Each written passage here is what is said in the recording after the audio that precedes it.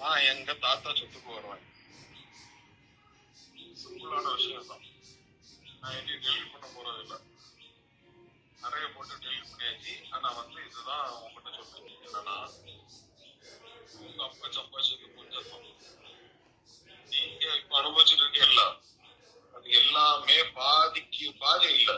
எல்லாத்தையும் நாங்க அனலைஸ் பண்ணி இந்த பத்திரம் எல்லாம் நாங்க எதுக்கு வந்து பார்த்தோம்ல, எல்லாம் தெரியும். பெரிய பவன் சொல்லுவோம். உங்க அப்பா சம்பாதிச்சது கொஞ்சம் தான். நான் வந்து எனக்கு எங்க தாத்தா சொத்துல எனக்கு பங்கு இருக்கு. நான் இனி வந்து நான் கேஸ் போடுவேன்.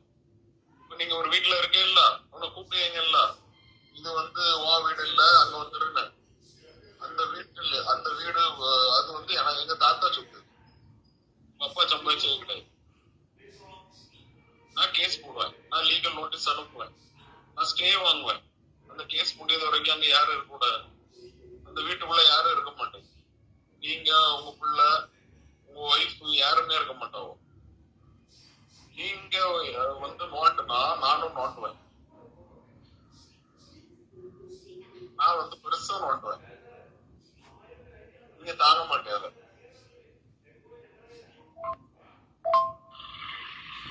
அது வந்து உங்க அம்மா நகை கிடையாது, உங்க அப்பா நகை கிடையாது. அது மாலாக்காக்க நகை. அது வந்து அவனுக்கு மாலாக்கா தாலி வந்து ஏன்ட்ட தான் இருந்து. அவ ட்ரீட்மெண்ட்ல இருந்துச்சுன்னா ஃபுல்லா ஏன்ட்ட தான் இருந்து.